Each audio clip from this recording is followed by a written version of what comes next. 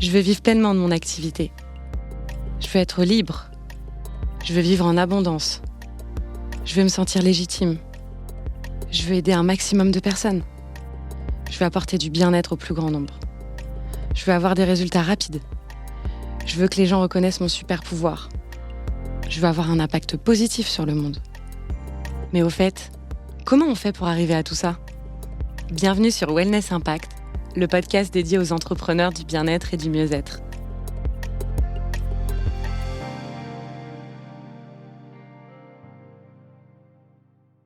Bonjour à tous et à toutes, soyez les bienvenus pour ce nouvel épisode de Wellness Impact. Aujourd'hui, nous allons aborder une question qui anime vivement la communauté des entrepreneurs du bien-être et du mieux-être, et c'est tout à fait naturel au vu de votre activité. En effet, on va se demander comment avoir plus d'impact sur le plan environnemental, comment se sentir encore plus utile et investi, comment œuvrer à son échelle pour faire bouger les lignes, pour rendre notre société plus altruiste et épanouie. Oui, c'est ambitieux, je le sais bien. Mais si vous écoutez ce podcast, il y a fort à parier que vous l'êtes tout autant que moi.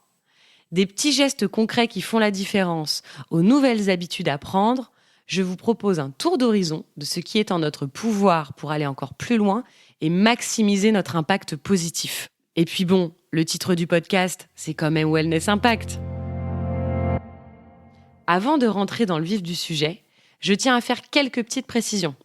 En tant que professionnel du bien-être dans la période d'incertitude que nous traversons tous, il est essentiel de se souvenir des raisons qui nous ont poussés à choisir cette voie, d'incarner au quotidien ce que nous avons choisi d'être pour les autres.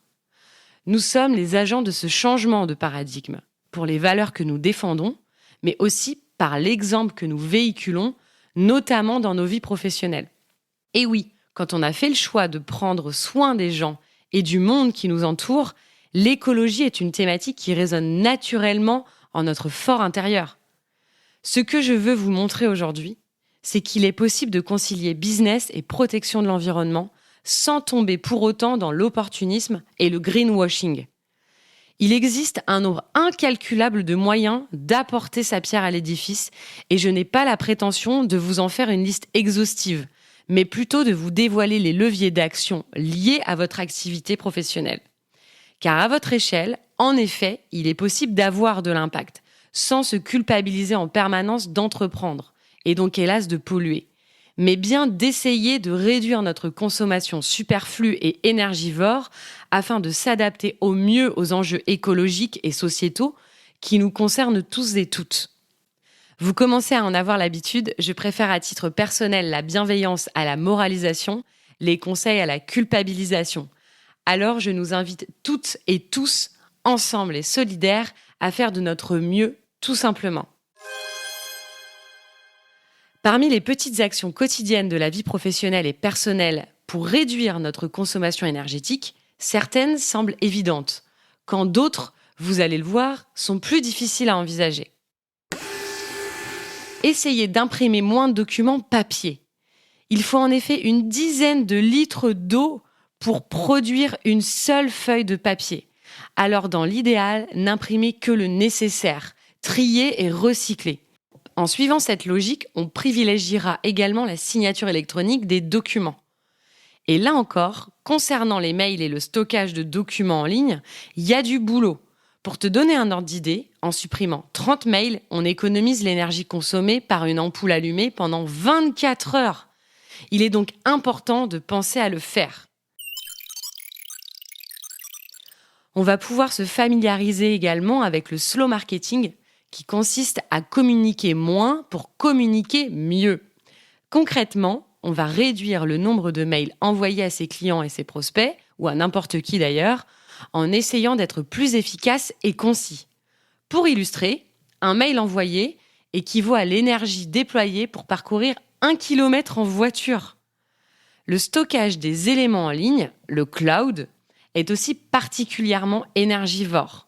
Les data centers représentent environ 7% de la consommation d'électricité mondiale.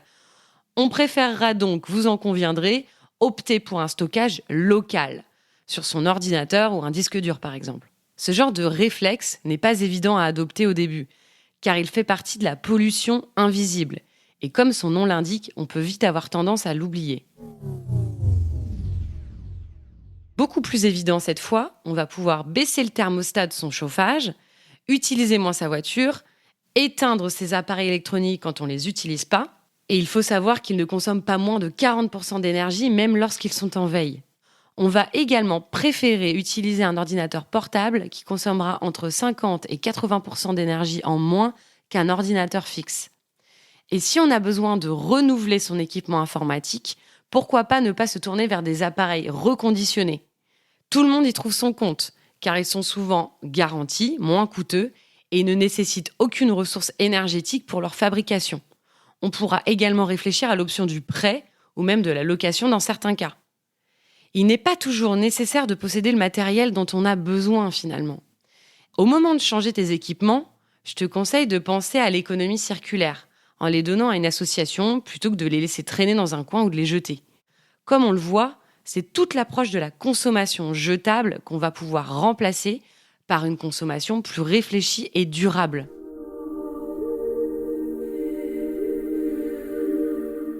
Quand bien même, en dépit de tous nos efforts, le fait est qu'on générera toujours de la pollution, qu'on le veuille ou non. Mais il y a une bonne nouvelle, et elle s'appelle la compensation carbone.